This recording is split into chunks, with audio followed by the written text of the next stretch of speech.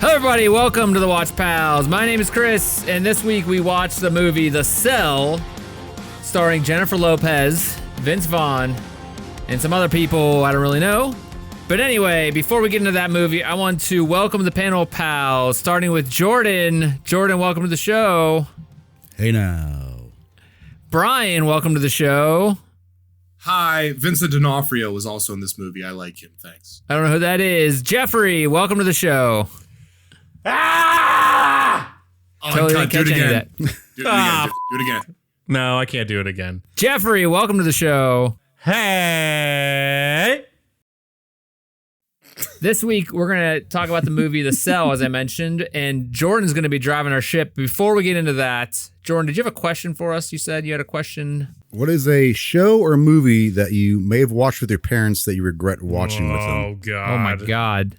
I immediately, the very first one I already know. So, like, you know what I'm saying? Like, it's like, oh, let's watch this thing together. And you immediately, like, a scene happens. You're just like, oh, this is weird to watch with my parents. Jordan, you go. Who do you want to go first? We'll go Brian. We're going Brian. So I have an interesting answer for this because my dad wouldn't have given a shit whatever I went. In fact, he showed me a lot of films during my childhood I probably shouldn't have seen R-rated films. We used to, long story short, we used to watch Joe Bob Briggs Drive-In Theater on every Saturday, and I watched some terrible movies that I shouldn't have watched as a child. But something that I would regret, anything offensive with my mother. There's no way. There's no, my mom, I could not watch any kind of like intensely violent or sexual movie with my mother in the room. There's no context that will make that comfortable for me. No, I mean, of course not. A boy and his mother has seen something like that's like, yeah. But, a specific, here, give you a funny specific one. I got in trouble one time as a kid. She shut off Beavis and Butthead because she didn't like that the music video said cream. So that's a true story. Come a long way. And yeah. As a guy who's part of the cream team. Yeah. So it just built my character up. Thanks, Mom. Yeah. All right. How about Chris? Oh, wait, first, I'm going to say that the most awkward experience of my life was watching a movie called Leaving Las Vegas. Ooh. Yeah. With my grandfather. Nicolas Cage, right? Was that the one? Yeah. The alcoholic one? Elizabeth Yes. Shue. Yeah, Yes. Elizabeth Shue, Nicolas Cage. And there was some stuff in there. And my grandfather, who was, a man of, he was in World War II. He was a tough guy. He was just stone-faced watching it. And me and him were just sitting there, both stone-faced, watching this whole movie. Like, in this, when the very specific scenes come up, we're just like, oh my God. And I don't know what he was saying in his head. You know, he was like in his 80s at the time, I think, or late 70s. But probably wasn't a good thing. Did you guys even say anything? Just Never. Awkwardly, just sat in silence? That's Never. That's perfect. That's perfect. And we lived with them when I was in middle school and high school, so it was quite awkward. The one with my parents though was we watched when I was way too young. We watched Wayne's World, and I think it was Wayne's World 2 maybe when he says, "Did you tell him about my pubes?" Is that one of the lines? And I went to my dad. I was like, "Hey, Dad, did you tell him about my pubes?" And he's like, "What?" And that was when. That's probably looking back on it, that's probably the worst thing I could have said. As a kid that was young, not supposed to be watching that movie with my parents. And I think after that, they were kind of quick to be like, maybe we shouldn't watch stuff in front of him. But anyway, You shell-shocked them. yeah. Jeff, what do you got? So I got a little bit of a story, so strap yourself in. I got two that I think I need to bring up. So one, well, here's a little backstory real quick about me and my family. It's me, my dad, my mom, and my sister growing up, and we're all our own people, but for whatever reason, we all just really love horror movies. So that would be like a thing we did together. And of course, that's pretty cool. That's cool. You guys did that, especially horror movies. Yeah, of all the things normal. my family just likes horror movies, and it's like it would be funny. Like maybe you meet me in person, you're like, all right, that checks out. Maybe my dad, but like you meet my sister Not and your especially mom. my mom. Yeah, you're like, wait, what? My mom loves horror movies and spooky things, so that's why they like go crazy for Halloween and stuff. But anyway, so yeah, that was just a little anecdote there. So But yeah, so there were a lot of moments in horror movies, of course, where there's nudity. So I have like a lot of memories of like, cover your eyes, fast forward the movie a little bit, get through this part type of thing. But there's two that were the most awkward. One was I was just getting into anime. I just figured out kind of what it was. And a friend of mine was like, you got to rent this movie called Ninja Scroll. Oh my God. And I was like, yeah, I was like, all right, cool. This sounds and looks awesome. And it is. But what he failed to tell me was that there's nudity in a cartoon, which at that point in my life was not something that I had ever really seen or knew was a thing.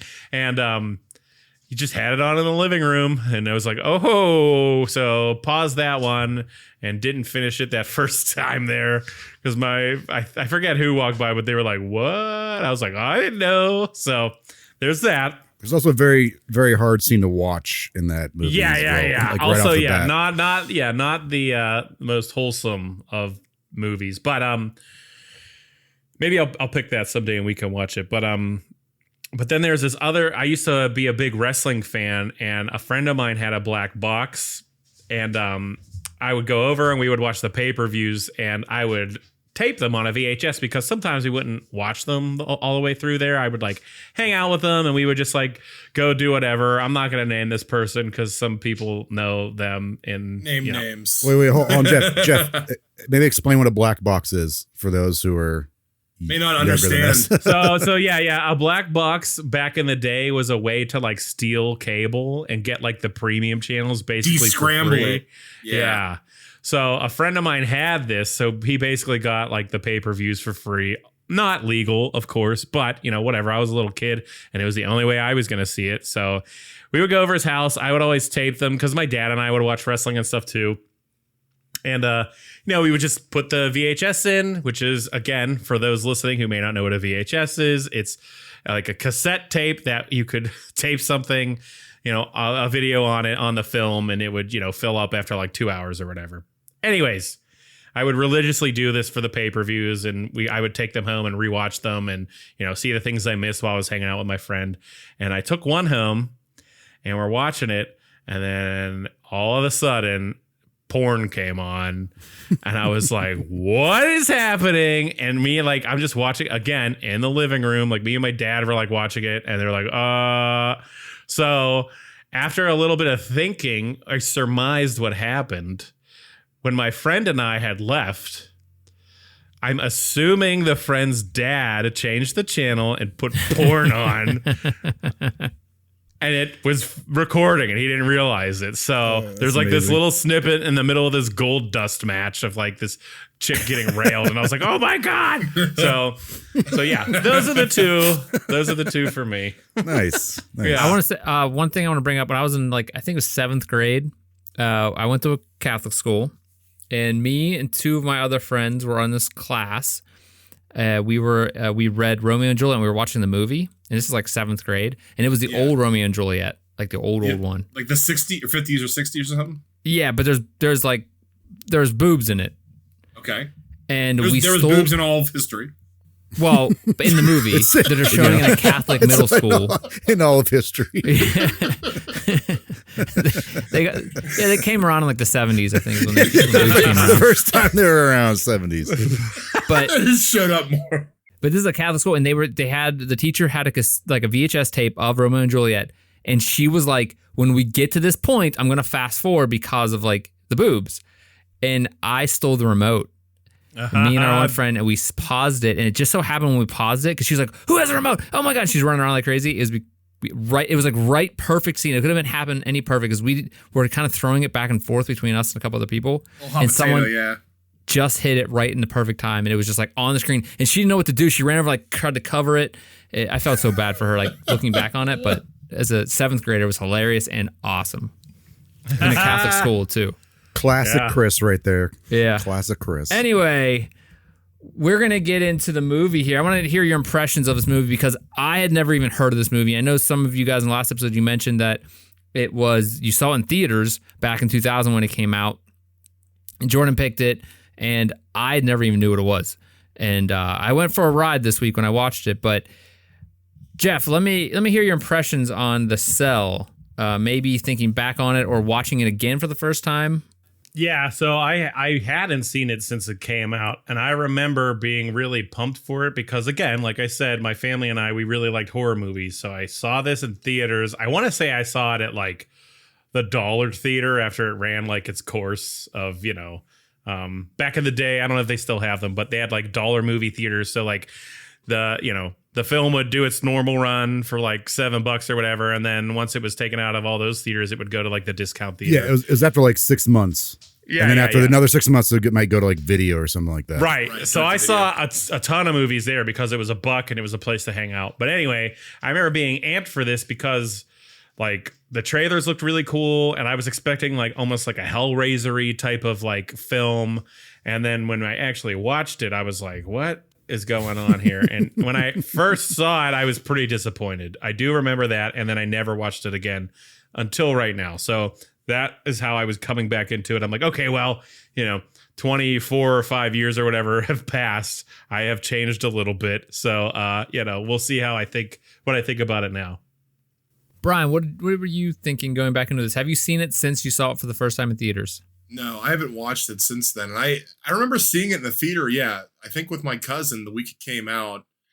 I didn't recall too much about it. I remember thinking, like, leading up to this, did I know this director? Because it's such a visual movie. I remember that. Like, it's like that's what stuck out in my head about it. But looking into this guy, I haven't really seen anything else he's done. I've heard of the movies he's done, but I haven't watched any other films by him. But it turns out he was a music video director, music video and commercial director, right? Yeah, so this was his first big feature, and after watching this, it's like this is still a really cool visual movie. Like it's 2000, so it's been 24 years, but there's still some really cool visual things happening here. Jordan, what about you? What did you think of, or what was your impression of The Cell? Have you seen it since when's the first time you saw it? So the reason why I brought that question up is I'm pretty sure my mom took me to see this movie in the theaters. Okay. And she used to she used to always take us to movies to go. She liked horror movies and stuff like that. She doesn't really watch them anymore, but I'm pretty sure this is one of them. And this is like one of those things where I was like, some certain scenes I'm like, oh, this is weird to watch with my mom. Cause I was like, a teenager at the time. And you can't really just fast forward it or pause it because you're in a theater. So you're just like, well, I guess we're watching this together. Yeah, we're in this together. But I've seen it since then. But again, it's probably been 20 years since I've seen it. But it's all the visuals of it, the imagery in it has always stuck out to me. And Brian, I'm glad you brought up the fact that the director was a music video director, because according to Wikipedia, he may have been influenced by a couple Nine Inch Nails videos. Yeah, I was going to say that. Like Closer, which makes total sense after watching this movie. Yeah. Ugh. Yeah, this is a late 90s video. Yes. Grime. A lot of grime. Yeah, a lot of grime. Weird color palettes. Yeah, industrial. Yeah. Very grimy industrial. Daily. Yeah. Puddle of Mud was probably singing over it. Puddle of Mud was hanging out in a deleted scene. But they're kind of pushing the edges at the time as what's okay to show visually in music videos and what's okay to say, the topics and stuff like that. But again, this is something I haven't seen probably in 20 years. And I don't really remember much of the story, but I remember visually it just always it stuck with me. So I was like, this might be kind of interesting for us to watch. So that's why I picked it. All right. So I'm going to say as I mentioned last week, I didn't even know what this movie was. When you mentioned I wanted the raw dog it. I didn't want to even look at a trailer or look even kind of, look it up on Wikipedia to know anything about it other than I knew J-Lo was in it because you mentioned it, and it's called The Cell. So I was like, hey, what if, I was thinking it's some kind of stupid, Tiptoes? Love movie or love story, a meet cute type of thing where they because Jennifer Lopez. Meet cute? Is that what you said? Meet cute? What's that called? What's those kind of movies called? What? Yeah, that's what it's called. That's what I like to say to people. They're hot. They're meet cute. No, it's whenever they meet in the funny love stories. What's that called? Yeah, it's a rom-com. Yes, but they also call it meet cute. Lovely romp. It's whenever they meet. The two people meet and she falls over and she's like, oh no, and he catches her or something. Yeah, like whoopsie doodles. I love you. Whoopsie doodles. Whoopsie doodles. I love you. You never heard of that film? Whoopsie doodles, I love you. What? Classic 1925 film. Oh, whoops, we're in love now. We're in love Cary now. Grant. Whoopsie doodles. Whoopsie doodles, comma. I love. That's how I met my wife. Whoopsie doodles. Okay, well, yeah. So I had no expectations going into this. One thing that I'll say right at the top, though, I'm glad they found a use for the Lord Zed costume after the Mighty Morphin Power Rangers was filmed. Yep, they sure did. What? But so impressions, I had none. So I also was interested in this because since then, Jennifer Lopez has had a much different career. She did a lot of the Meet Cute movies. Vince Vaughn has gone. He's mostly known for doing comedies, but he was doing a lot of serious acting at this time. Yeah. And then Vincent D'Onofrio, he's still kind of doing the same thing. He's very much a character actor. Yeah, always has been. Yeah. And actually got praise for this movie. And I also thought it was interesting too because Roger Ebert, who's one of the most famous film critics, he actually gave this 4 out of 4 stars. Where a bunch of other people were other people were just the total opposite direction, saying it was masochistic and over the top without any what was the one quote I have here? I'm sorry. This guy from Empire Magazine, William Thomas, said, "At times beautiful and always disturbing, this is strangely devoid of meaning." Which I think is interesting. He was having a bad month. And it was also nominated for 2001 Academy Award for Best Makeup. So there are some. Yeah, I could definitely see that. Yeah, there's some people in this movie too. I mean, Dylan Baker. Yeah, I was gonna say there are some good other actors. That guy, he's pretty well known. Jake Weber. He was in the remake of Dawn of the Dead. Wait, who's Hank? Hank from Breaking Bad. Yeah, he's in that. Yep. Yeah, he's in this. But Jake Weber was in an amazing show everybody should watch called Hell on Wheels. Oh, I've heard of it. Yeah. Who's Jake Weber?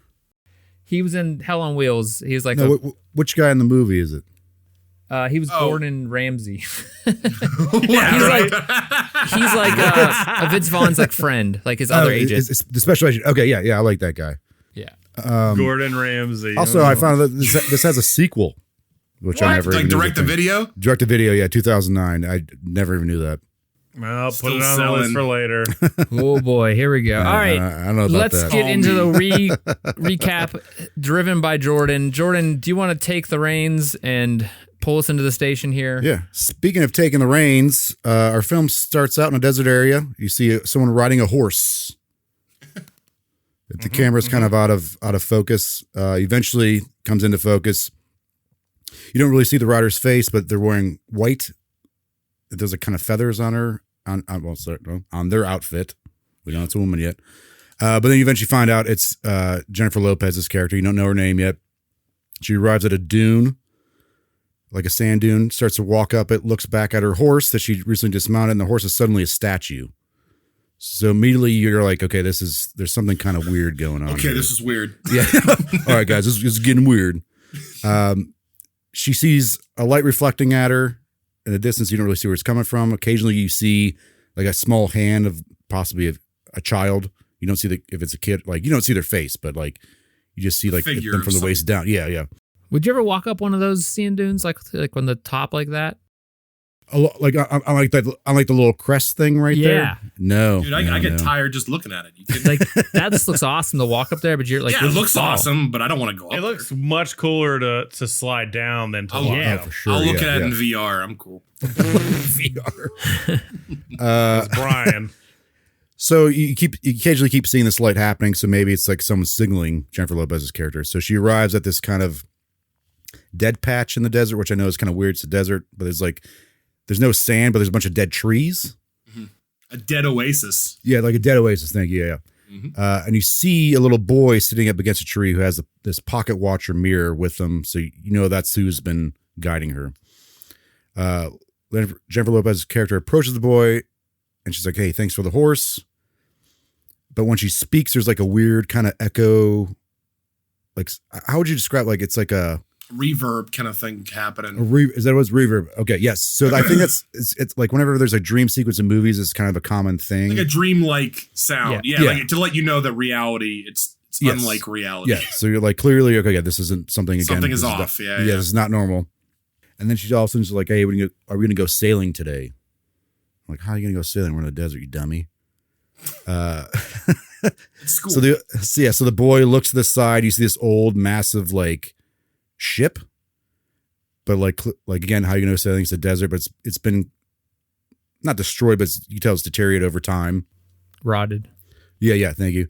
Then he looks to the side again. There's like a little toy sailboat that pops up, and like it looks like it'd be for ants, but okay.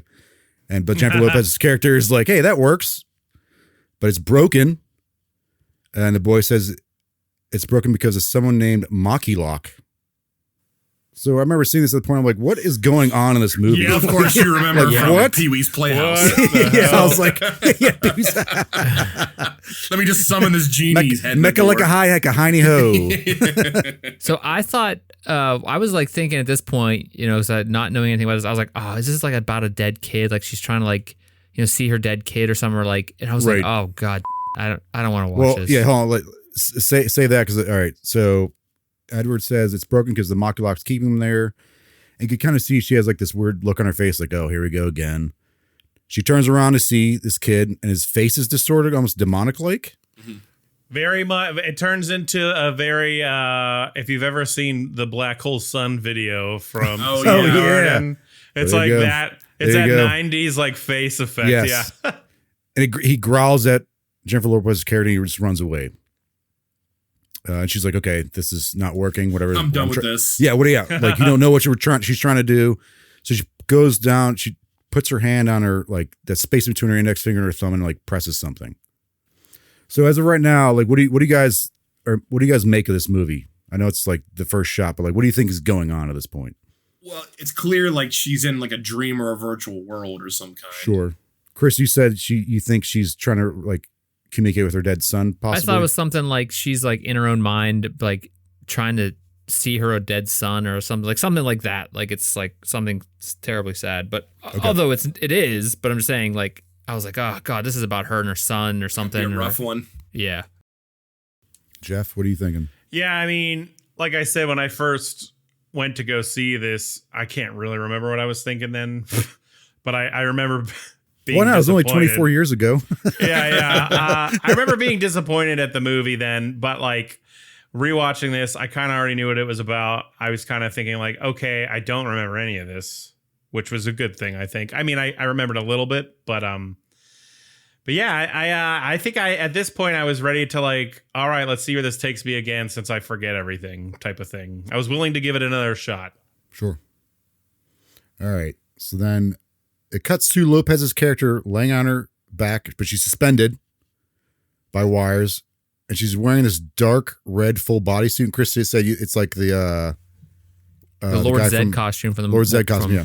Lord Zed, imagine body armor made of red Twizzlers. So Yes, that's a perfect The example. pull and peel yes. Twizzlers. Yeah.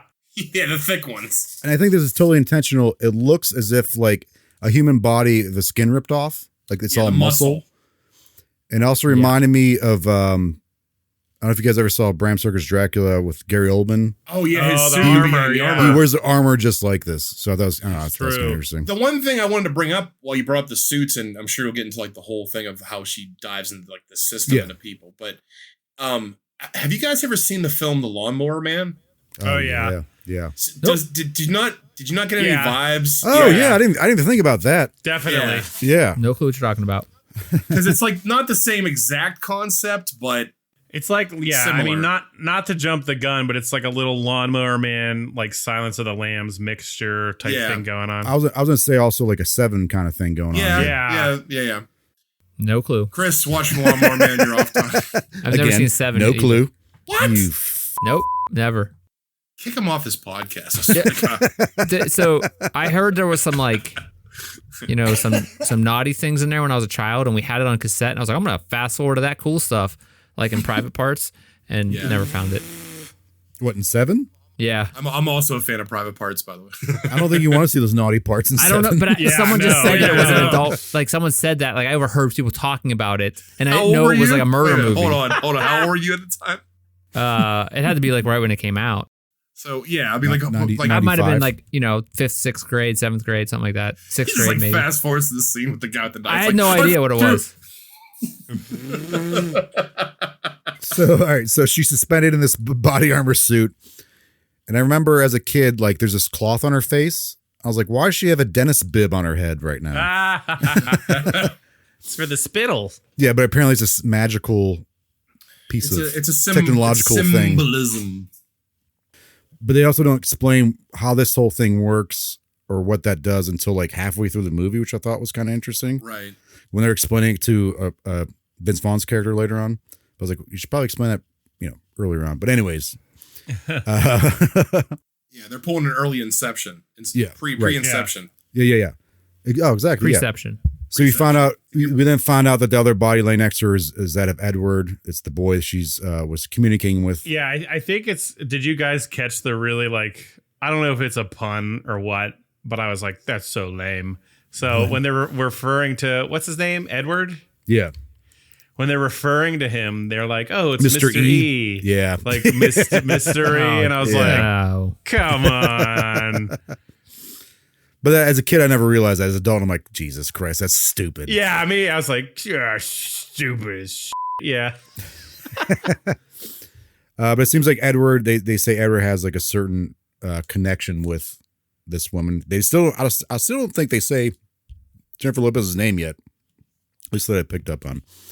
I think they said Catherine whenever they woke her up. Is that what it was, Catherine? Okay, yeah. All right. Okay, then it did. So then we suddenly cut to a truck driving down a dirt road in like a semi-desert kind of area. You see a faceless man. Well, not faceless. He's like unidentified. He's not missing a face. Yeah. That'd be interesting if it was. He's driving a pickup truck and he has a white dog sitting next to him. The truck pulls over in what looks to be like an old grains kind of silo, maybe. There's like those silos and there's like a rectangular building structure. Yeah. Manufacturing structure of sorts. Yeah. Rural, like in the middle of nowhere kind of thing. Yeah. And I asked it, and at this point I was like, is this No Country for Old Men guy? well, I mean, that haircut. That's what I mean. It's a very unique cut. Yeah. It gets out of the truck and it cuts to, you can see he's inside something, but it's black. You can't really see it. But the door opens, he comes through. And this is where like, oh, this is the first instance where I was like, oh, I'm watching this with my mother. Because he turns a corner and there's a woman in a glass or like a plastic covered, like a hard plastic or glass case or a cell. Tank. Like maybe a cell. So in this cell, wink, wink, there's a naked woman floating. She's appears to be dead. The man shows some kind of emotion towards this woman. Like he touches the glass. It's kind of weird. Like there's something weird going on there. But all of a sudden the body starts convulsing. Like twitching in the water, like you think she's dead, and she starts. Anybody that would keep a person in a room like this in a tank, you would imagine have some kind of emotional problems. But well, yeah. But I'm just saying the connection thing. But it seemed like he almost felt bad for a second there. I thought that it was like, oh, this is going to be like his girlfriend or something that he's going to try to bring back to life with that thing from the beginning, like a Dr. Freeze. Dr. Freeze. Oh, yeah. Nora. Like recover her or something. Yeah, like he was going to use that to bring her. Like, I thought it was like that's the direction they were going in, but all right, interesting. But no, they did not. No, that's very wrong. Takes a very hard turn right here because she starts convulsing. He runs away, and then you see that he goes behind a desk, but you see that he has monitors set up, like cameras set up, watching from different angles this woman who's presumably died in this cell. And he's kind of holding his crotch and crying, which I was like, oh, that's weird. So clearly there's something not wrong with this guy. Then he goes back to that weird institute where all this experimental stuff's going on.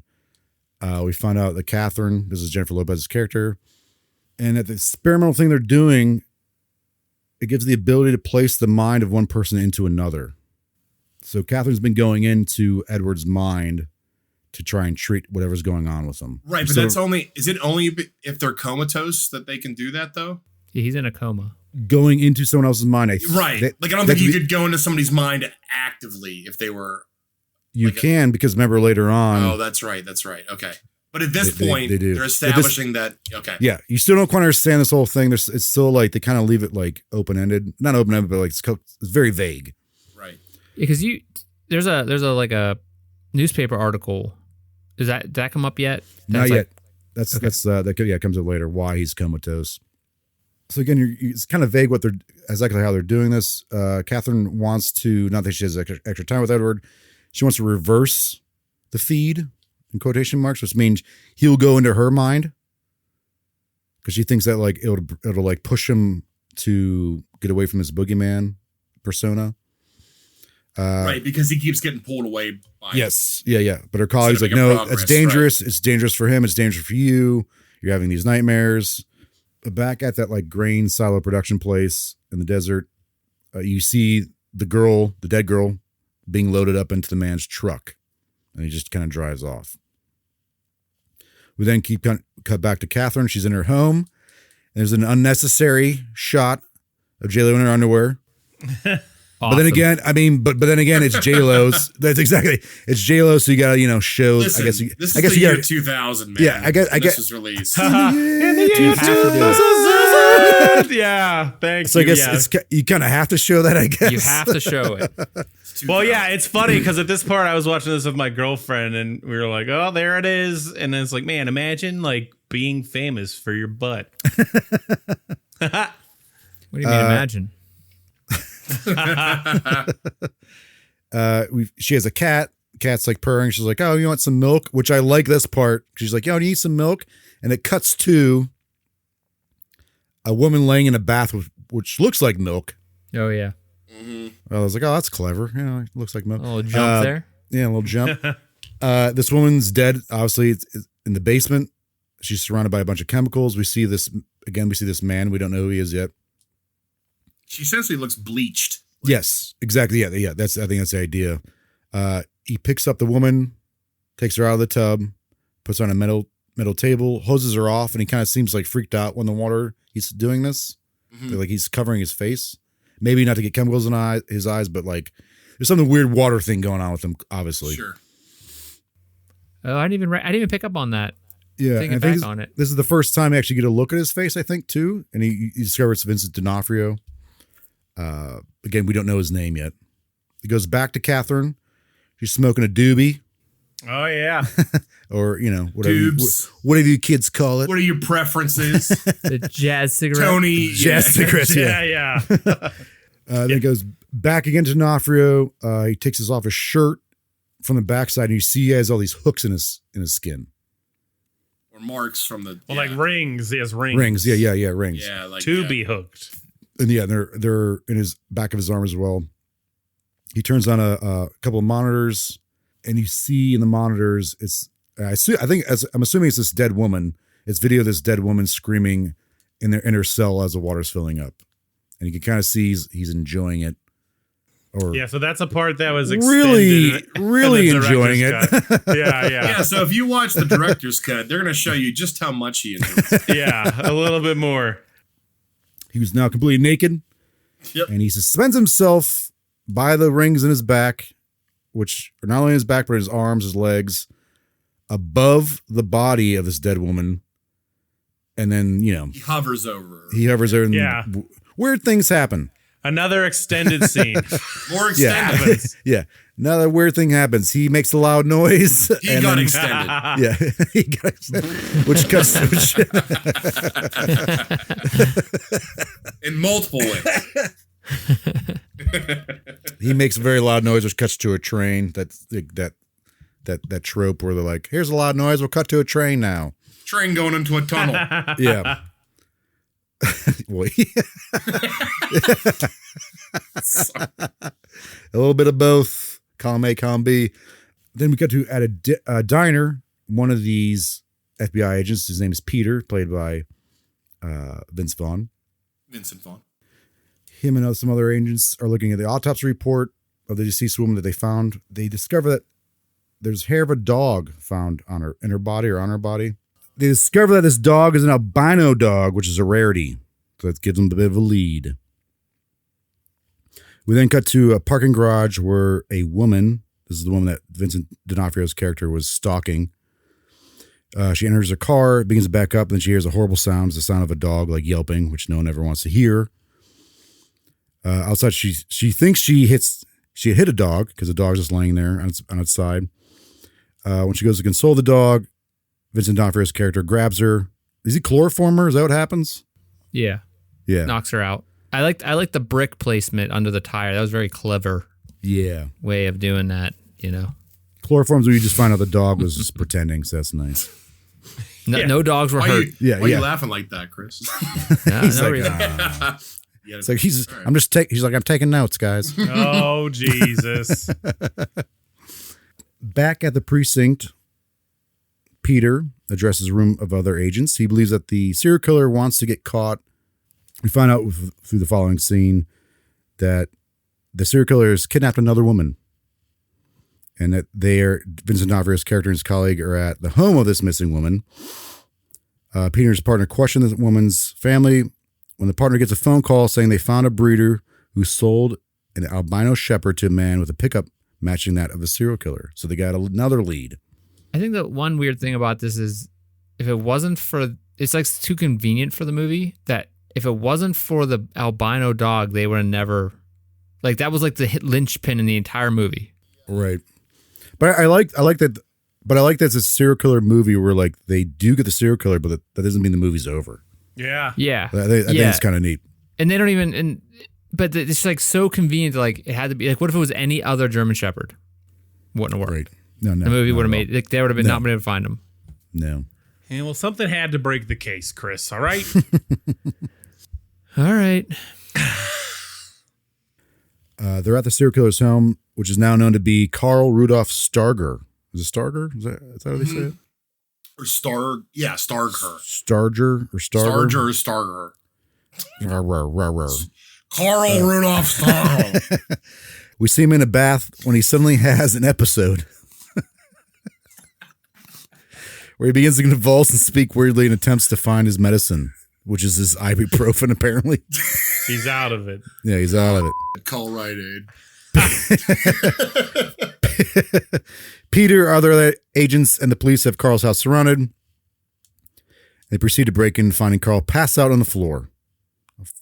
I guess he never found his melatonin. Or not melatonin, Ibuprofen. You know it is Profen. His melatonin to sleep better. Sleep. Sleep gummies. His sleepy gummies. His CBD gummies. What am I going to do? And unfortunately, they discover that the missing woman they're trying to look for isn't there. In the basement, the authorities find all kind of weird stuff. You know, stuff that a serial killer would normally have, like dolls, like the eyes missing. Dolls? Dolls? Jewels? Dowel rod? They find dolls. Wait, what? Naked dolls. Dolls. With their What eyes, did you say? with their eyes What are missing. you trying to say? Dolls.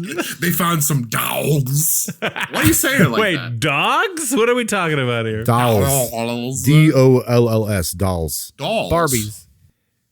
They're not all Barbies, Figurines. Dolls. though. Dolls. Dolls. Dolls? Dolls. Dolls, y'all.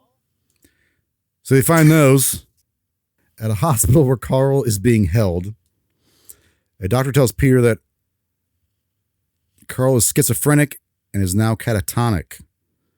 This leaves the agents without a way of knowing where the newest missing woman is, or so they think. Mm-hmm. Plot's thickening. Julie, the victim, according to Peter, only has 4 hours left to live, or at least until the tank is fully filled, because that's how they die. All these women die. They die by drowning They're on a timer, yeah. in this cell. So at this point, it's going to be the end of that day that she's going to be dead. The doctor refers the agents to Catherine and her team. And Peter and all these FBI agents go there. Peter tells them the situation. The team agrees to help, but although Catherine is hesitant because of the time constraints, she's like, I need like 6 months with this guy at least. Yeah. And that's usually with kids, too, I think she says. Right. And this is like kids. It's not this like a serial She wants to killer. prove the technology like works, like the Right. method works. So during the prep for this whole thing, we found out that this is called like neurolinking, I think, from one of the colleagues who's explaining this to Peter. One of the colleagues also says that they used to have 2 people go into Edward's mind, like the kid's mind, but they didn't work because Edward would only interact with Catherine, so they decided to start using Catherine. But that's kind of a little bit of foreshadowing. There's another hookup to go into someone's mind, but it's not being used yet. I think the big thing about this whole, at this point in the movie, you're just like, oh, What were you like at this point? I was like, J-Lo, please call me. But it just, the whole thing was like, at this point, I'm still like not really, I'm like, this sucks. I'm just not on board yet. like about the movie. You weren't I'm feeling interested. it yet. Yeah, I'm interested in what's going on generally, just because I'm like, okay, how do they actually solve this thing? There is a lot of moving parts, but like, it's still like too convenient. There's too many, like, the plot just is like, I don't know. It just makes it all like, it came together too quickly, but that's at this point, and that's whenever they get into in there, that's when it gets crazy. So that's what I'm saying. This is actually a point where I'm going to ask, like, how do you guys feel about this movie as of right now? Because it takes a big turn. I mean, like, just like going from like who the director was and everything, like, it's first and foremost like a visual movie, because he really wanted to do like this dreamlike thing, this whole dream world where he's like, you know, I think that the serial killer plot, like where because at this point she's established that she's worked with the child to try to bring him out of trauma and his coma. They're showing the serial killer that he's like tormenting these girls at a secret location, and at this point he's knocked out, so she's going to go back into the dream world. I feel like, and I was saying this to Jeff before, like, there are some parts of this story that kind of feel cheesy, like the pacing of it, maybe. Cheese. But cheese. Vince Vaughn reference. God, threw me off with the cheese thing. Old school. But no, I think this movie was established to be more of like a visual dream-like thing than the outside world stuff, because that's just like what he really wanted to push with this project. And it's like, maybe the real world scenes were kind of like an afterthought. Like, okay, we have to get her in this world to do this. How do we get her there? And how do we keep, but so all the dream sequence stuff in this movie is amazing. All the visual stuff, but like the real world stuff, I was kind of like, the acting's kind of cheese.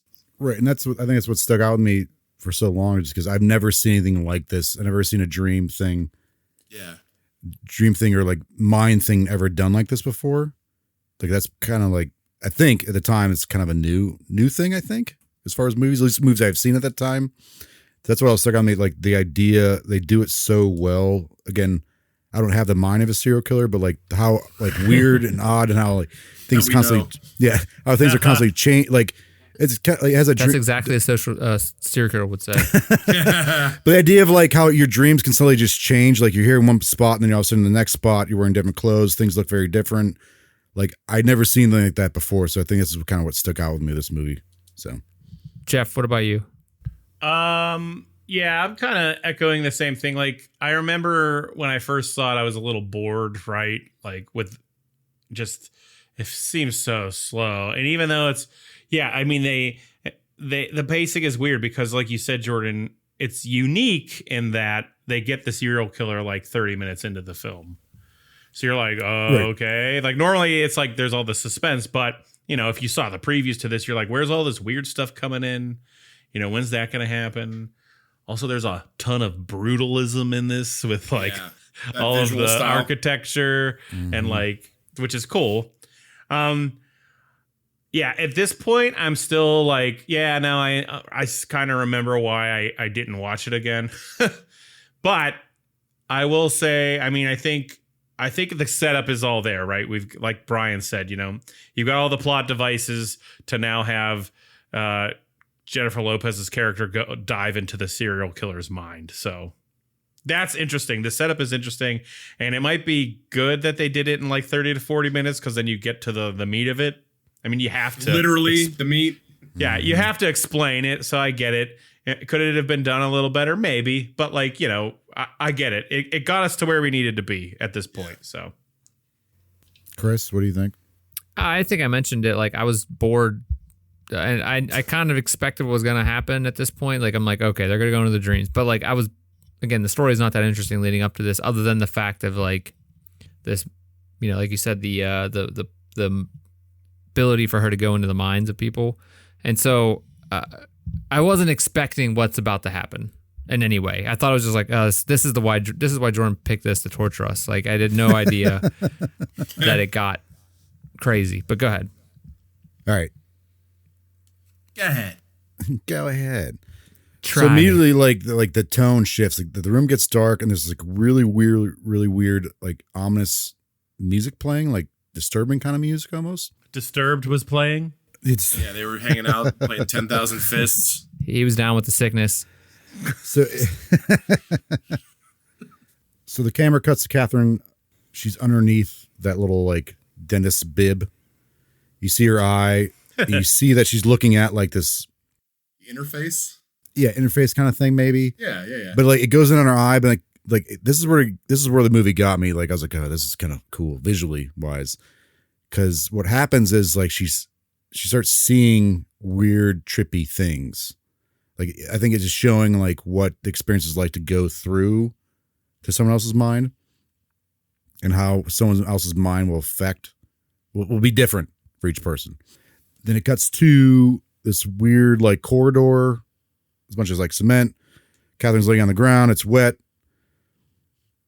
You see blood drops falling. It's like slow motion. There's a wild dog that randomly walks by. A cricket or grasshopper is like jumping in slow motion. She's a little dollhouse in the distance. As she's walking towards the dollhouse, she sees a black dog in this other room, like shaking blood off of itself, like drying itself.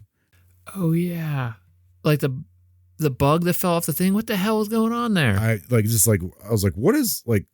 First time seeing it, as a kid, I was like, what is going on? But right I now? think there's like, it's not only like stuff from his mind or whatever, like events, but it's also that thing of dreams where you just have these random events or these random images. And that's why that's why this is the first time I ever seen anything like that. I haven't really seen anything like this since then. Watch Eraserhead. Oh, You want to see some crazy shit. But yeah. As far as like how like the mind or like dreams or the conscious is like visualized. So then she sees all of a sudden she's like in that, like looking out. She sees a little boy running up some stairs, and these stairs are against this massive wall. The stairs go on forever. She yells at him, and they're like, again, it's the vocals. They have that the probably would say is like distortion to them. Yeah, like a reverb distortion. Reverb, I mean, there's a yeah. lot of different effects they use in this. Yeah, so it's like again painting it. It's almost like a dream-like sequence. They cut to she's in a room. It's brightly lit. She sees a little boy standing behind a horse. The horse is just standing there, and then a room filled with clocks, and you can hear the clocks ticking. It's supposed to give you like I think it does a good job of giving you a sense of Uneasiness. Uneasiness. Thank you. Yes. Tension. Yeah. Yeah. Yeah. She goes to talk to Carl. Carl kind of like backs away. Then the clocks start ticking faster. The boy suddenly seems frightened for some reason. He then runs and pushes Catherine away from the horse. And you're like, why is he doing that?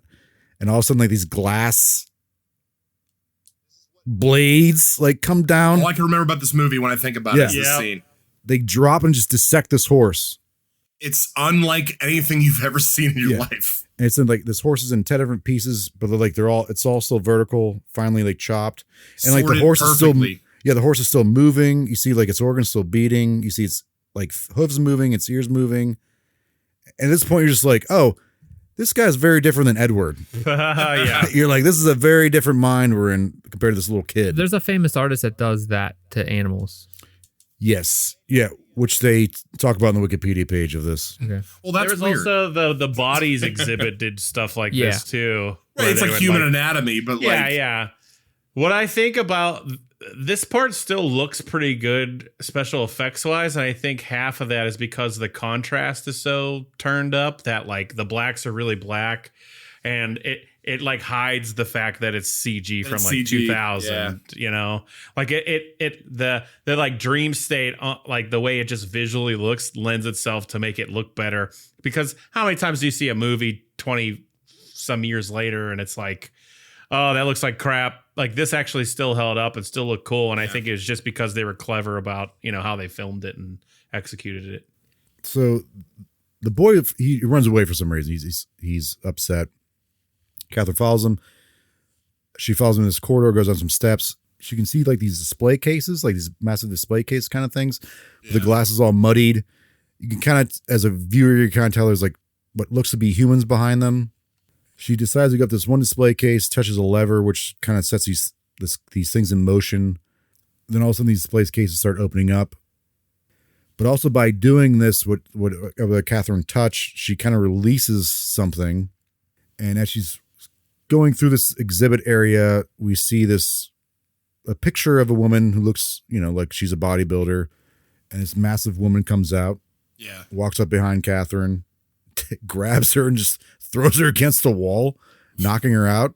And as the camera does like this weird thing where like it cuts in and out, where it shows this woman picking up Catherine, blacks out, comes into her carrying Catherine, to eventually she ends up in this massive like hall kind of thing. This massive woman takes Catherine to the foot of some steps, where at the top of the steps this person's sitting. But you see the back of them, and you see these rings in this person's back. So you're like, oh, this is going to be this Carl guy. And then you do this shot where it's like this curtain or like tapestry is going through this person's back, aligning all the walls.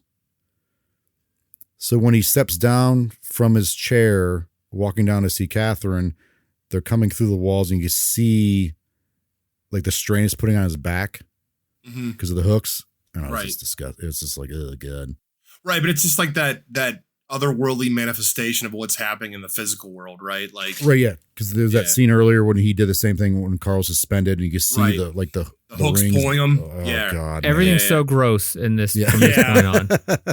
There's a lot of gross things in this movie. Sequences from her getting into the dream is just disgusting. If you're listening to this and haven't watched the movie, like you have, because it's such a visual movie. Don't eat something. You have to watch Don't eat spaghetti during this movie. Dude, stop eating sloppy joes all the time, would you please?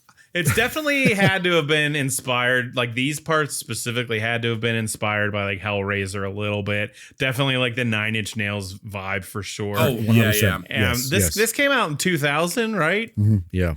So because this was reminding me a little of like the aesthetic of Silent Hill too, a little bit. Oh yeah. And that actually came out. That actually came out in '99. The game did. So I wonder if that had any impact on the visuals a little bit. Like I get like, the big lady is almost like pyramid heady a little bit. Sure. And like I wonder who like established first this like other world where it's like grime and just decay on everything. You know what I mean? Yeah.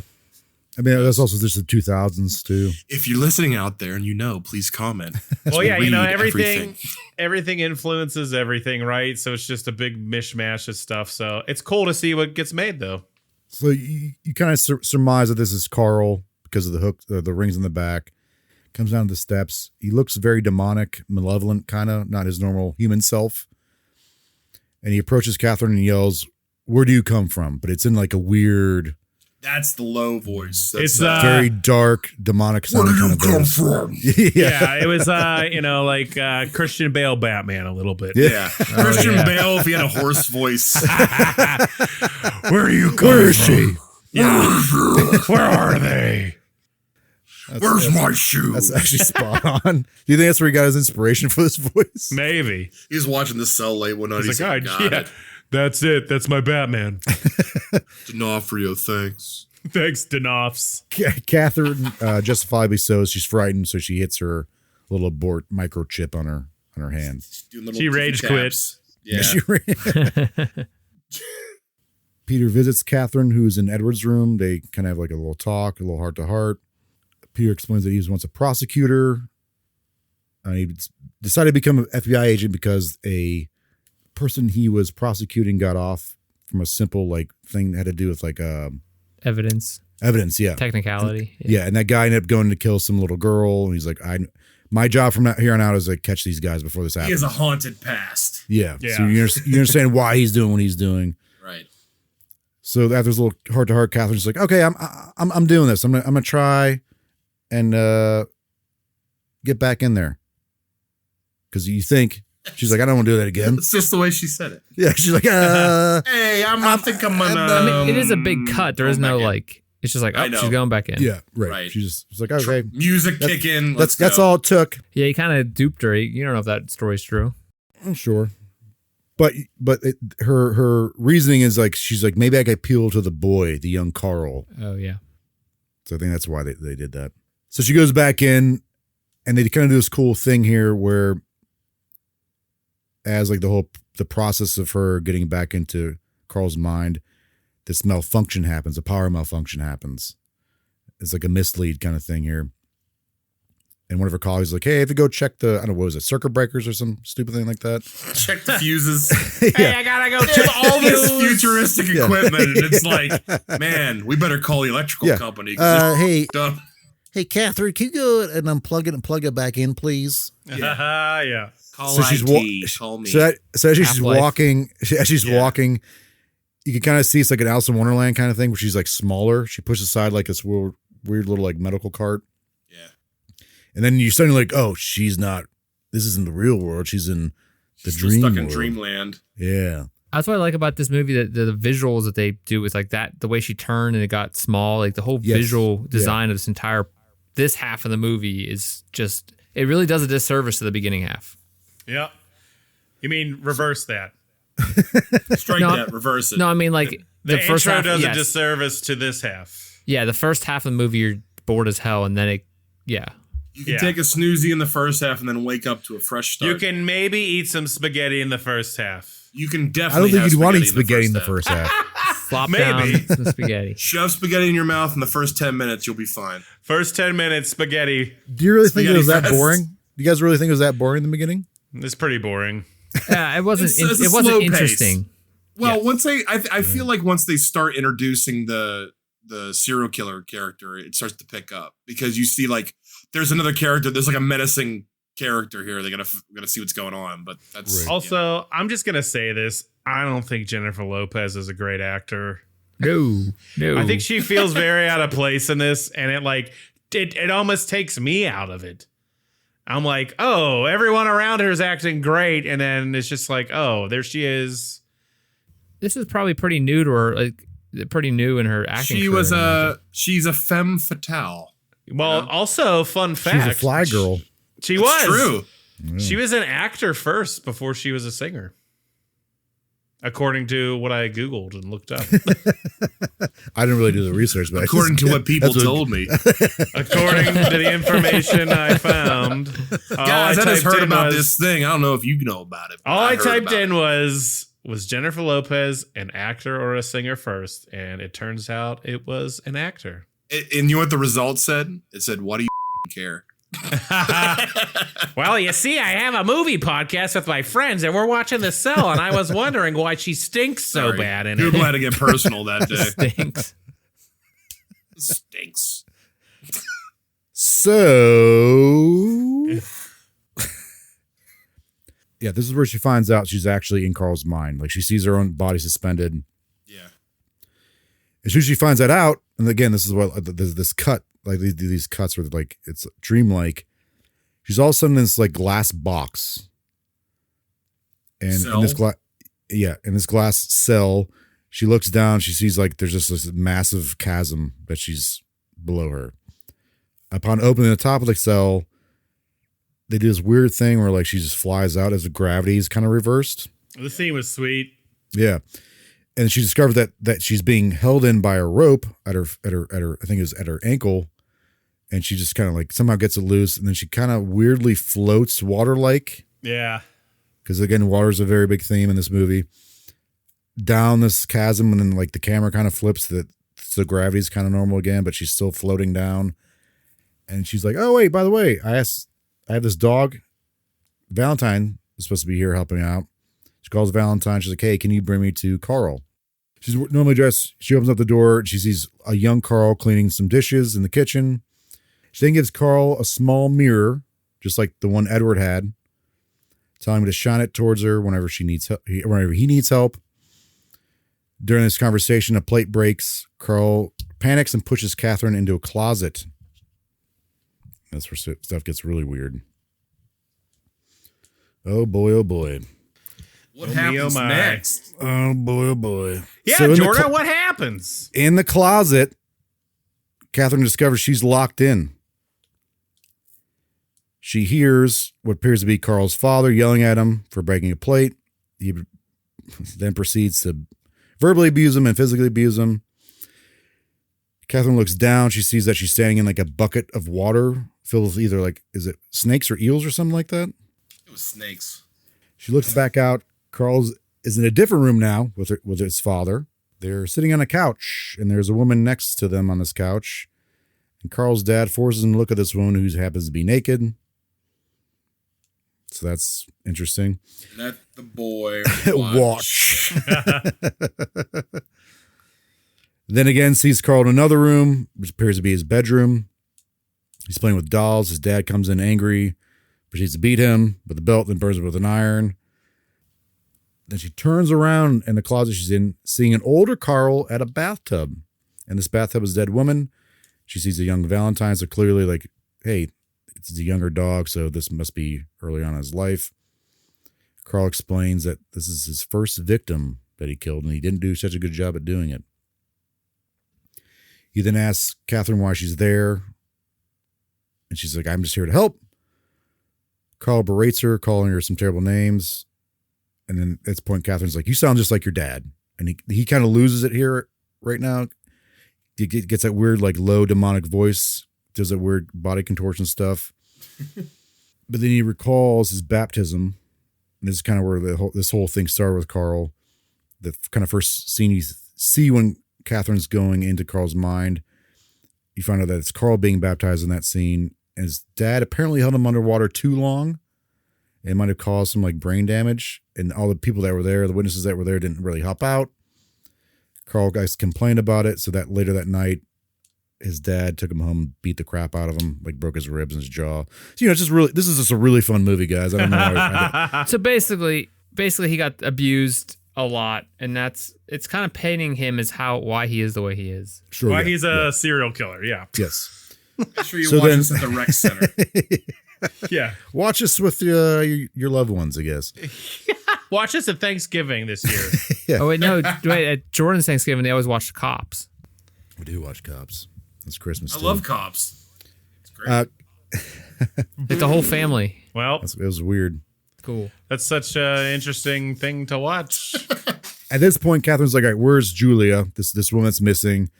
Carl's like, no, we're not talking about this. We're not saying names. He kind of starts backing up. And this shot's really weird. Like, they're in a small room, but like the walls are very high. And he starts backing up in this like really weird dark corner. And he like disappears in it. Then all of a sudden he comes back, but he's like a weird demonic form again. So that's pretty much like his two personalities like battle. Right. Yeah. Yeah, exactly. Yes. Like there's the child form who's like innocent. There's that kind of older form or he understands what he's doing is wrong, but there's like all this weird demonic form. The that evil form, like king form. Yeah, that keeps changing. And like in this one, he has horns, but they're made out of his hair. Later on, he's like a reptile. Then he's like a king. Right.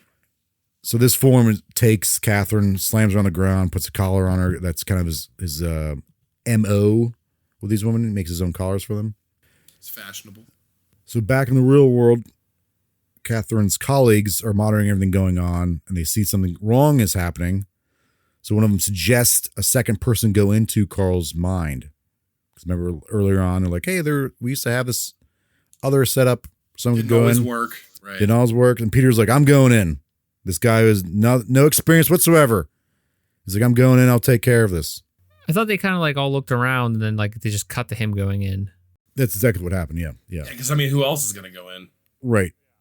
I mean, other people that trained to do this. Even the lady was like, yeah, you haven't trained to do this. He's like, they're not messing around with serial killers. He's like, I know what I'm doing. I'm a FBI agent.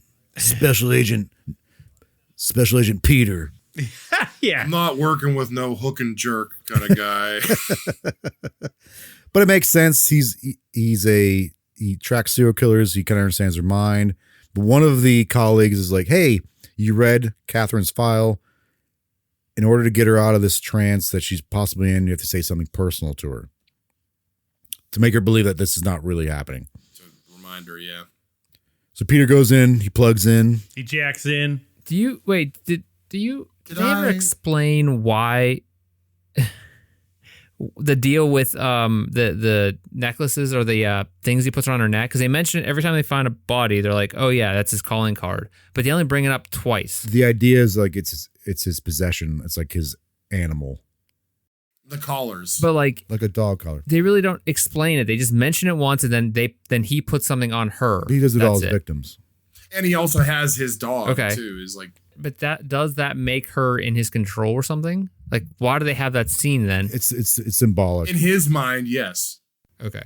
They really don't explain that very well. In his mind, though, it's not symbolic because he actually takes control of her. Right. But that's like the deep recesses of his mind. That's what he really like thinks. Taking possession of people and things. Okay. So Peter, would you say Jeff Jackson? Jacks on. Jacks off. Cranks in, crams in. So you get to see his view of going into this mine. A lot of weird stuff happens. Anyway, he ends up awaking in some sand. And next to him are these three identical women who I never picked up as until now, because again, I haven't seen this movie in 20 years.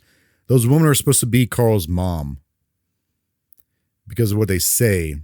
The first one was like, where they're like, oh. Yeah, they're like really, they're sitting in sand, like staring up at the sky, their mouths open.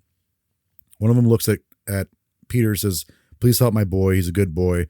Second one is like, he might have some problems. And the third one's like, he's dead. He's dead to me. So I think that's Carl's view of his mom. Was representation of his mom in his mind. Yeah. So did notice that. That scene was cool, but it really bothered me that all the heads weren't like the same angle backwards. And hey, I know Jeff, that's probably just me being weird. Yeah. But look, they should have been like they should have been symmetrical. I agree. Like the one person's head was way back, and I'm like, why don't you make the cell 3 then?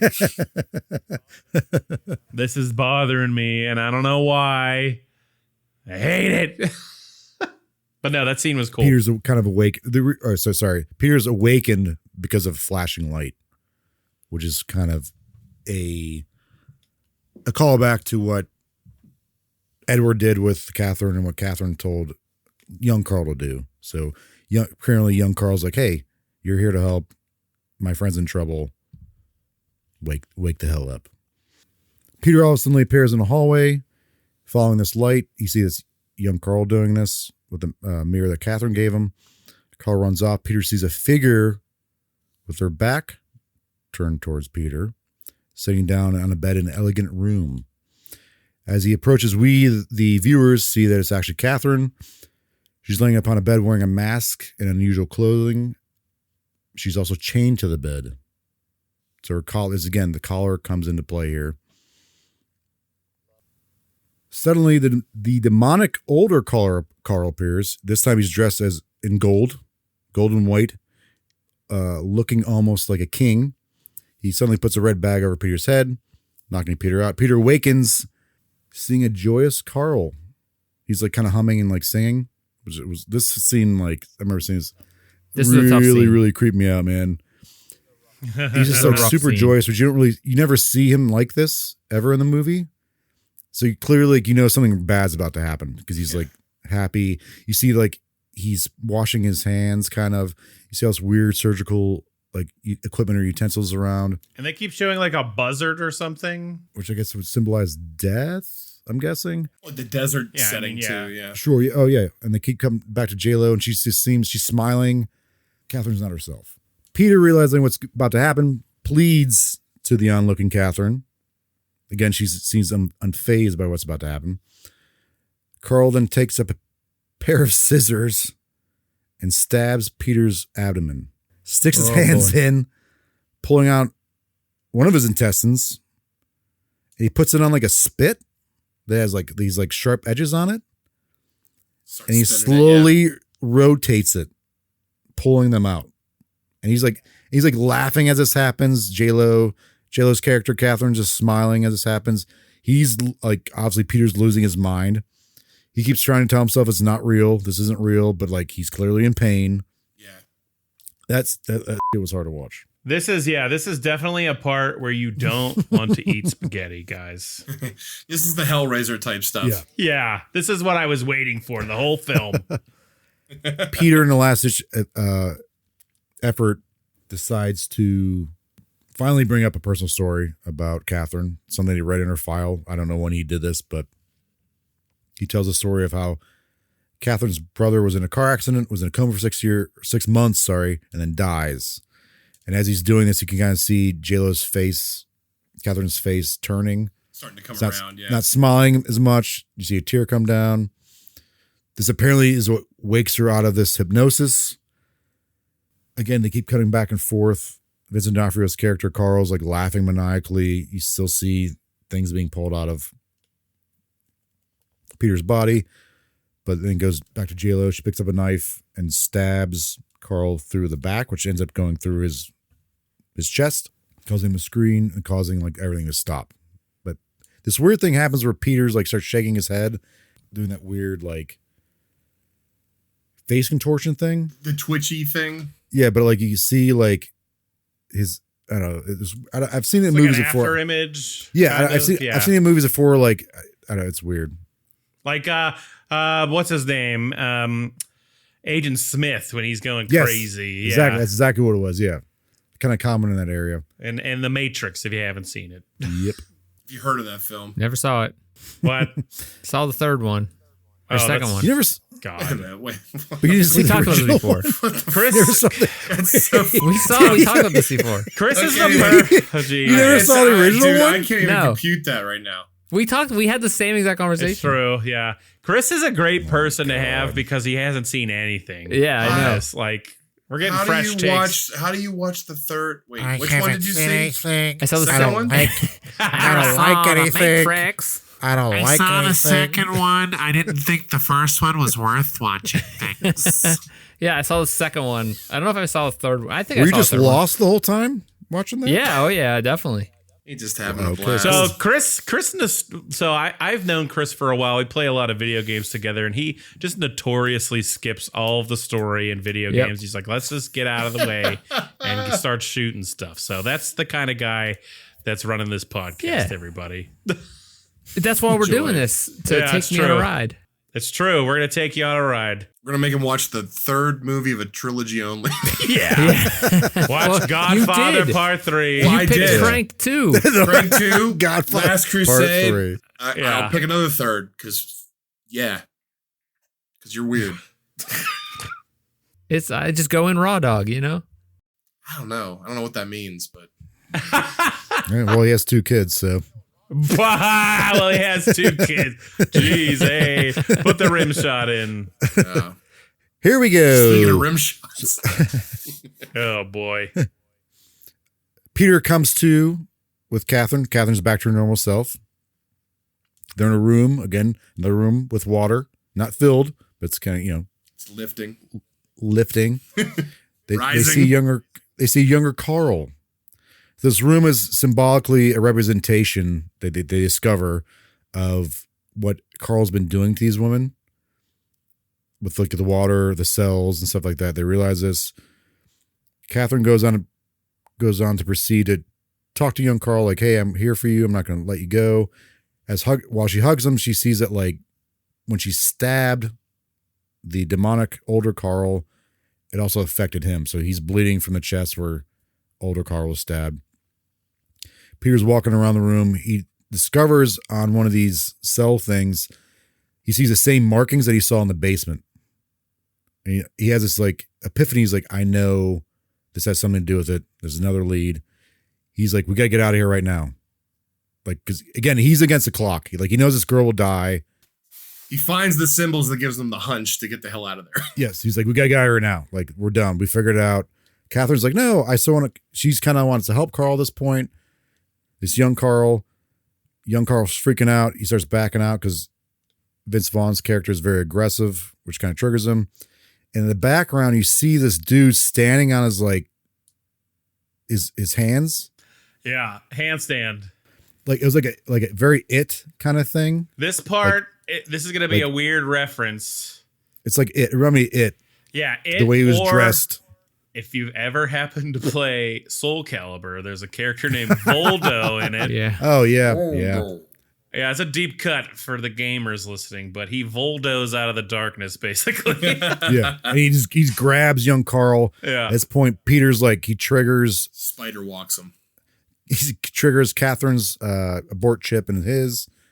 They wake back up. He abort chips her.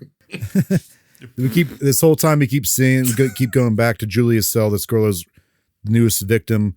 Is occasionally filling up, not all the time. Like if there's on a timer, like where it'll fill up for the water will start running in for a couple seconds and stop. It's like a whole torture mechanism. The cell is filling up. so you think. So Peter out in the real world, he calls his fellow agent, his buddy, I can't remember his name. Oh, it's the guy from Breaking Bad. He's like, hey, go in the basement. His name's Hank. Jimothy. Gordon Ramsay. Timothy. Yeah. No, Gordon Ramsay, the other guy. Gordon Ramsay. Oh, wait, no, that's the other guy. So who's the other agent? Where's he been? Wasn't Jimothy, yeah. He's like, go in the basement. Tell me to get down there. He goes in the basement. He's like, hey, do you see this mark anywhere? He's like, yeah, it's on this metal table. They discover that this metal table, which is like part of this machine that that Carl was hoisting himself up on, was made somewhere in California. He's like, and Peter tells this guy, like, hey, find every person that this thing was sold to. Again, we got another lead here. Catherine comes to. She's like, hey, I'll be fine. They're in like, she's in like her room that she's suspended in. Tells her one colleague, like, it's fine. Like, I'll be all right. She goes away. The other colleague is like doing something else. But she's like, I'm going back in. She locks her colleagues out. She's like, I'm going back in to save this young Carl, or Carl in general, I guess. She decides to do the reverse thing where Carl comes into her mind rather than she goes into Carl's mind. She sucks him in. She jacks him on. So instead of him jacking into her, she's jacking into him. No, he is reverse. Yeah, you Wait a said it minute. wrong again. Wait a minute. So instead He's of her jacking into her. So wait It's a gotta minute, be your her- jack. She Your jack. jacked into him, and now It's when you he's jack into jacking them. into her. Okay, I get it. Yeah. The jack's got to go the other way. All Flip it jacks over. fall. Oh, man. And the idea here is like she's in control, whereas like when she was jacked into his mind, he was in control. So wait, you're telling me when he jacks into her, she's in control, but when Yeah. she jacks into him, he's in control. That's crazy. as God intended. Please continue. Oh boy. So the thought process is that if he comes into her mind, she's in control. Like it's her mind. Right. If he does what into her mind? Goes Comes into into her her mind. mind. What? Blasts into her mind. Hold on. Neurojacks. Blasts. Neuroblasts. Jesus. If he My brain is completing. Oh God. neuroblasts, neuro ropes being thrown in the mind. Jesus. Feelates But, into hey, her You mind. must It's an enter R-rated through the, R-rated movie. It's fine. It's just Peter North. Just like through the ear canal is the best place for neuro. Wait a Neuro minute. rope. Whose Neuro mind rope. am I in? Ah! I'm neuro roping everywhere. My mind is melting from neuroplasts. Hey. All right, here we go. Let's wrap this up. So young Carl arrives in Catherine's mind. She's portrayed as being like a saint, like kind of like a Mother Mary kind of thing. Yeah, she looked it up in a book to look like this or something. She like Is that what it looked, was? there was a picture, yeah. It was like Okay. in his book or something. It's like Something that would represent that something from his mind, I guess. he but- saw it. I think she saw it in a book in his mind or something. Okay, which makes sense because like the whole baptism thing. Anyway, so she goes to talk to him in this form to young Carl. It becomes older Carl, but not the demonic form. In this form, Carl talks about finding a bird with a broken leg when he was younger, fearing that his dad would find out about this bird and like torture the bird. He decided to just drown the bird instead. We get the whole water, that'd be water kink he has or fetish, whatever. But by drowning the bird, he said he saved the bird as almost like a baptism kind of thing. And it hints that Carl wanted to be drowned by Catherine just to end the whole As thing. a mercy Catherine's killing. like, yeah. And Catherine's like, no, I'm not going to do that. But you know what the crazy thing, just real quick, like thinking about it, like the fact that he essentially is mercy killing these women, right, by drowning them to prevent his more violent side from doing something worse. That's pretty messed up. I mean, I didn't think about that's kind of true. yeah. Yeah. I mean, he shouldn't be doing that in the first place, but yeah, like, Right. Like, you've in the seen- end, it's horrible no matter what, but I'm saying, like, but like we see what he does yeah. in his mind. And then like, even when Catherine came out the first time, she's like, he's creating I forget what she says, like a kingdom of his and she gets cut off, but like there's a kingdom in his mind that he can create to do whatever he wants. Yeah. Things he's been stopping himself from doing. Clearly, like he's been doing some weird stuff there. Yeah. So like you're right, Brian. Maybe he is kind of he's fighting. in He's his actively mind. fighting in his mind, but he just has to do it in real life to like subverse the super man. evil side. It's crazy to think about. But. Right. So again, he hints at wanting to be drowned. Catherine's like, no. Then all of a sudden, like this room that they're in, again, this is Catherine's mind, turns dark, and we see this demonic Carl come out of water. It looks very reptilian. He has like scales. He has like the jagged teeth. Then all of a sudden, Catherine becomes like an electric type character, like Electra from like Daredevil. She's all like She gets size. bad dress. She has like a crossbow. She shoots. That's right. She shoots. Katana from Mortal Kombat. Yeah, she shoots Carl in the leg and then pins him to the ground. Meanwhile, Peter has found the exact location of the silo. So he keeps cutting back and forth. Peter doesn't see anything at the silo or in the building. Then he somehow discovers, I think a generator comes on or like a pump comes on, discovers on the ground outside there's a hidden vault. He goes down there, shoots the glass. He discovers that Julie has been staying alive by finding a pipe in the top of the cell. Mm-hmm.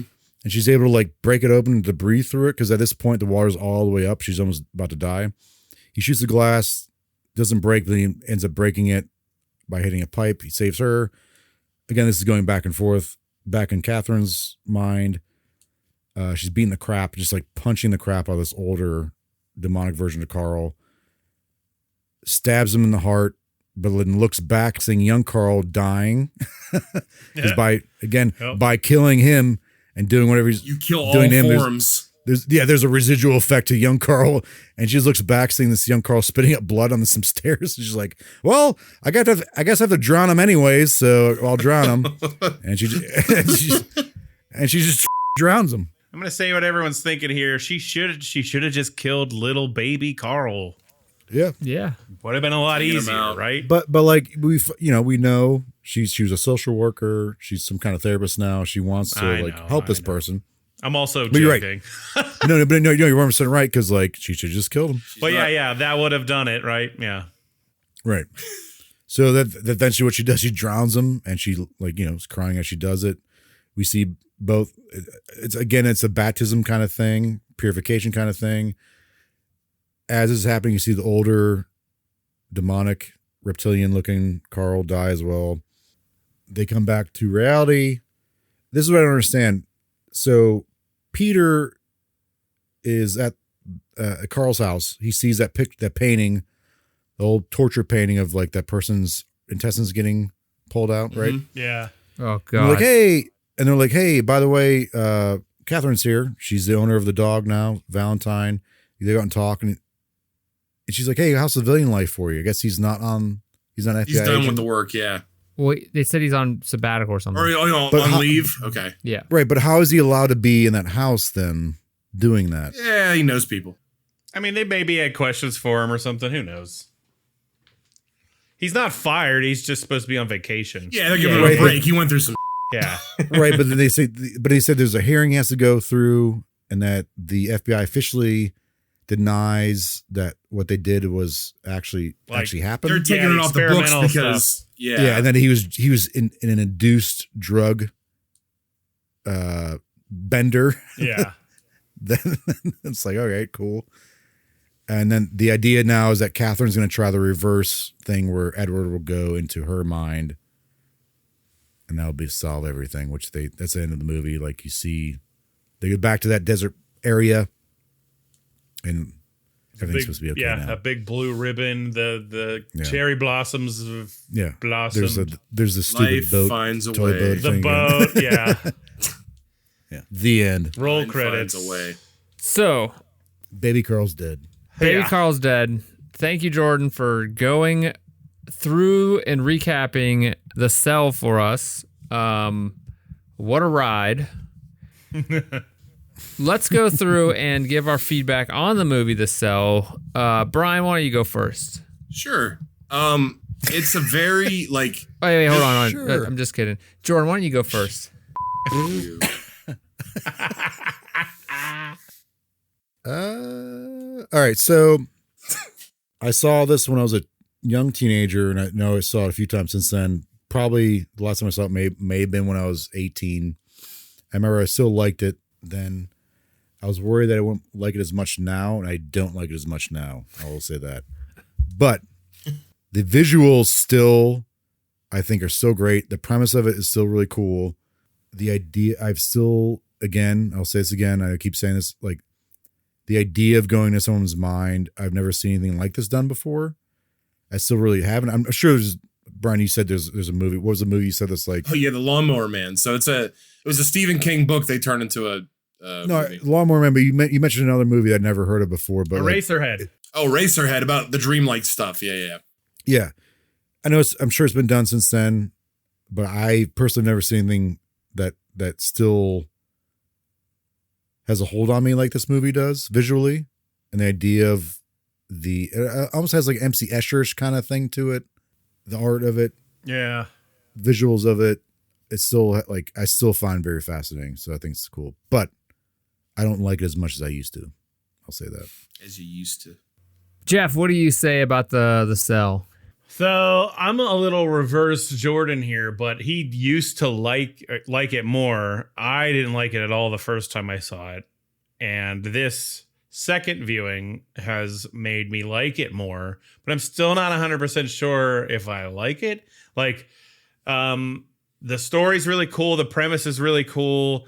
I think it just went a little too fast in some places. And I would love to see, this like remade today as like an HBO series where they really like get to, build the characters a little more. There's maybe a little bit more suspense before they actually find him in the first place. And like she's diving into Edward a little bit more, or maybe she's diving into other people more. Like, I think it would be cooler. And also, like I said earlier, I don't think J-Lo did this movie any favors aside from like being a famous person at the time. Yeah. And everyone being like, oh, I get to see your butt in the movie. Cool. Like, that's whatever. You get to see like, the muscle butt suit. The muscle butt. Yeah. No pun intended, but you gotta get those butts in the seats. And that's if you're going to pay for it, you gotta use it. I mean, you heard it from Chris. He was most excited about that. So that's true. Jeff, there is a show, I believe it's called Fringe. That was basically what you were saying. Oh, well, I haven't seen it, but I've heard of it. J.J. Abrams was involved. I've heard of it. I never saw it either. Yeah. Yeah, it's 5 seasons. I think that's what it was basically about, like the same type of thing. And wasn't Minority Report something like that? They predetermined the crimes. Yeah. Okay. Yeah. I never saw it. I love that movie. I don't know if I love it. I like it a lot though.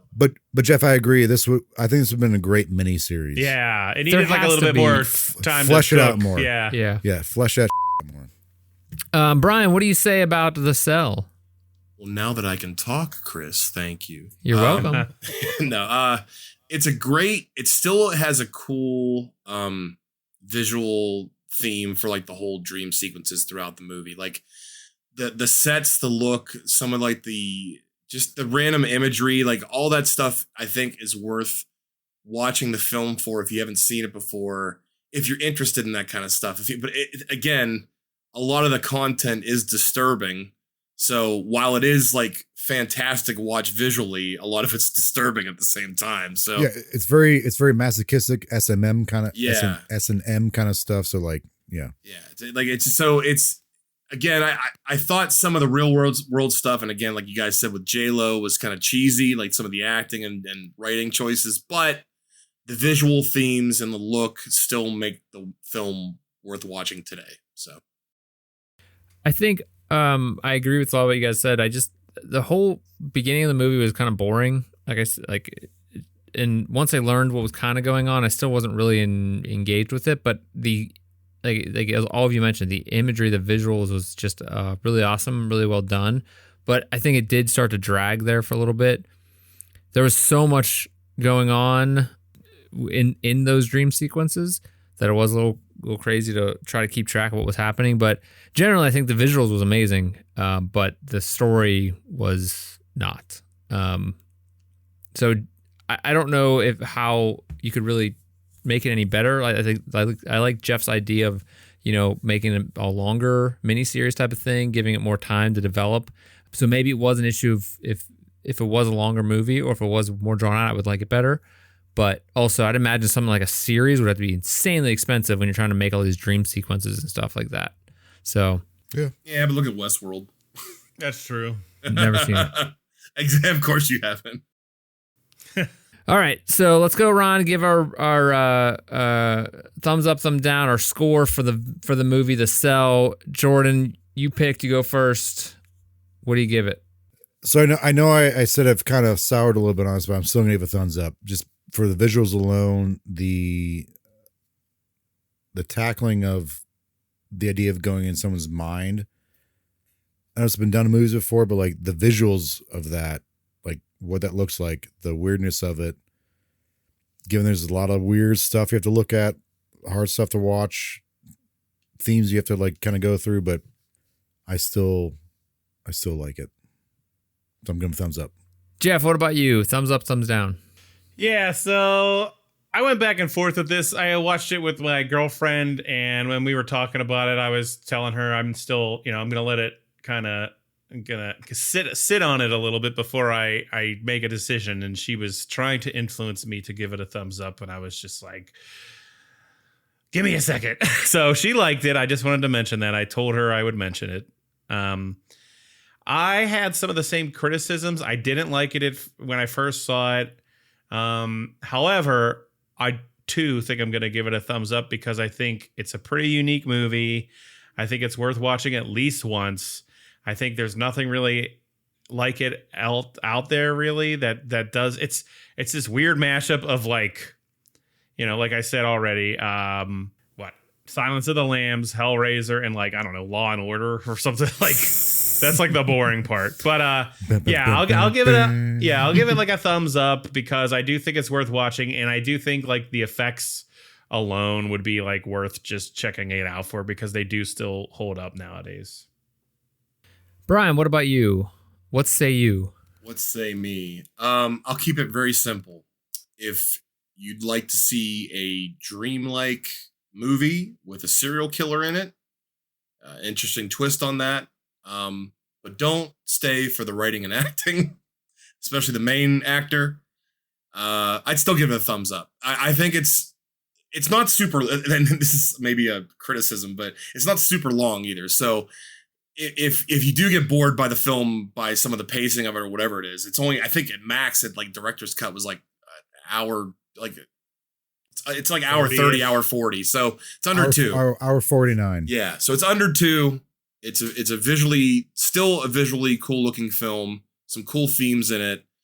Just, if you get bored, try to stick with it. I'll give it a thumbs up. This is the longest one it took me to do the synopsis for, because visuals alone, I was like, oh my God, I gotta stop. Gotta talk about the visuals. Oh my God. Oh my gosh. Oh my gosh. All right, Chris. I'm gonna give it a thumbs down because I was boring. Surprise. I think the first half was boring. The visuals, I wish I could just say the visuals were thumbs up and the rest of it was not. I'm gonna give it a thumbs down, guys. I just so I have to be contradictory to everything anyone likes. Wow. This is a great segue, though, I think. I've actually seen The Cell Part 2. I wasn't going to tell you guys. That's the one I watched first. I saw it first, yeah. No, I just, like I said, I was bored at the beginning of it. Was it because I gave too many during the thing, Chris? I gave a lot of there. Sorry. Oh, you're fine. Were you bored because of that? No, just the general movie was just boring to me in the beginning. The first half. When they got on the Dream Circus, then it got interesting. But at the same time, I still wasn't interested in the outcome. I think that's fair enough, man. Because like I said, I've kind of soured a little bit on the movie Sour itself. grapes. Probably because of that. I was just like, all right, we're like, let's go here. Yeah, Come on, the intro was boring. I agree for sure. Yeah, I mean, I guess whenever you know what's coming, maybe makes it a little easier to get through. But Sure, for me, yeah, I mean, I wasn't gonna like turn it off or anything because we watched it for this. But like, if I was watching it just to watch it on my own, I would have not made it to that part. I would have just been like, this is just like any other serial killer movie. I'm not interested. And even That's fair. even whenever she was in like the boy's dream, it was like kind of interesting, but like it really made his mind, his visuals inside of that guy's mind, the killer's mind, was made it so interesting to watch. But It took a long time to get there. yeah, and even the outcome was like it's fine, Then she's jumping around like a ninja and some killing stuff. Like, it's just like what? I don't know. So, do you guys think Carl is dead? Yeah. Yeah, he's dead. Yeah. All right. Well, they said he was never going to come out of it. That was just a thing with that disease. But I'm just saying, is he dead? Not comatose. Like, not did she actually dead. kill him? Yeah. Yeah, Because they skirted around the fact that like you get injured inside of there, but like the guy's like, the old wives' tale. If you die in a dream, you die in real life. He's like, it's kind of like that, but they never actually say it. That's actually the case.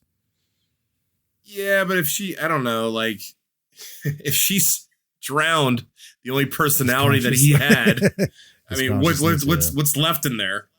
But also, he's never going to move again anyway. Like the doctor even says he's basically dead. Sure. Yeah. What is the definition of dead then? Yeah. I guess becomes so.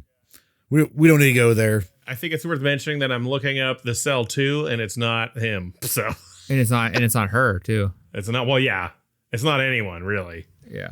It's bunch direct to of- video type of thing. It's 9 years later. Bunch of losers. No. All They're right. gonna So succeed. next week, Jeff is going to treat us to another movie. And what movie is that, Jeff? Yeah, so I don't think we actually talked about this yet, but this is technically going to be our season 1 finale. So it's been a pleasure doing this with you guys. We're going to do, I think, 12 episodes a season. And what that means is that we're just going to lump it into a season format. But I have a special one to end it. Maybe not to everyone listening, but to the people in this podcast, it'll be a special one. So I've got a little bit of a backstory for this one. Here we go. So in the year 2000, a movie came out, and it's really, really a cool movie. And Chris and I, like I said, have been friends for a long time. And for whatever reason, I can't even remember at this point. Oh Chris- my God. I know what it is. Chris I know has what it. is. I Chris know what it is, decided to not watch this movie, even though he is an avid fan of The Yes. Gentleman starring. So Yes. I had to send it off season 1 with a bang. We're going to do M. Night Shyamalan's Unbreakable for the next Yeah. M. Night movie. Shyamalan made this? Yep. Why don't you tell me that? I want to watch it. M. Night Shyamalan. Yeah, Chris, Yes. Chris had this weird thing where is it like in the 2000s, if you recommended anything to him and like he wasn't the cool person to find it out, he wouldn't watch it or do it. Well, I didn't watch a lot of movies. So, like, I love Yeah, Bruce but- Willis. Yeah, exactly. Yeah, I you do. should have been like, it's Samuel L. Jackson's in it. It's just like two people know that. Yep. Do you know what it's about at all? Context? Yeah, generally, no, not really. Kind of, yes. I mean, I feel like it's been 20 something years. I feel you have to know the premise of the movie at this point, right? I don't know. I never even bothered looking it up. I got a fun fact. He spoiled the ending to the second one for me. Yeah. And I was He did. like, cool. You ruined this Wait. experience. Are we talking split or glass? Split. Ooh. The Split- That's a Split's good one. Split's really good. yeah. Never seen it. I was like, I did see Split. Are you serious? Why? No, I'm kidding. Yeah. I was like, I saw Glass. I was like, he's like I saw Split in glass, Yeah. not Wait, the did you see original. Glass though? You didn't see any of them, right? no, Arguably the uh-uh. best one. Well, the first two are great. The third one's whatever. I mean, the ending. Yeah, I the think, third was one's underwhelming, definitely but whatever. It was good up until anyway. Maybe we'll watch it. We'll watch all three of them. I'm looking forward to ending this drought, Jeff. Yeah, and there I'm you go. Glad we're on this journey together. Same. And then to mention, like, season 1's done after episode 12 doesn't mean we have plans for a kind of an episode finale where we bring everything back together, kind of like a culmination episode. We have some plans out there, which at this point we still locking down information, timing, and all that stuff. Doesn't mean there's gonna be a big break between seasons 2. We haven't really decided on that. It will be maybe a little bit of a break or maybe not at all. We're not really sure yet. Yeah, we're stockpiling these, so like, you know, as they come out, we'll hopefully be taking requests from you guys too and watching some movies you want us to see. So yes, of course, and maybe even like a whole stream of just us watching a video with you, watch along type of thing. But we haven't gotten to that yet. So in any case, if you want to help us out, though, to get to that point, please look for us on any social media. Please recommend us, like us on whatever platform you're using to listen to this podcast right now. You can also, again, like I said, find us on all social media platforms for the most part. If you want to find those links, they're in the show notes. You could also find us at watchpals.show is our website. You can on that website is all the links, and also the link to our email. If you'd like to send us an email with a question or suggestion, please do that. And I also want to thank you all for tuning in, but I also want to thank the pals along with me on this journey into the mind of a serial killer. Thank you, Jeff, for being here. Hey, thanks. Thank you, Brian, for being here. Thanks. And if you do any more of that water stuff, I'm telling the cops. And Jordan, thank you for being here, and thank you for driving the ship, taking the reins on this one. Mm-hmm. And to everybody out there again, we will see you next time on the Watch Pals. Say your watches. Good night. Peace. In your glasses. Bye. Wipe. Cleaning glass. Yeah, there you go.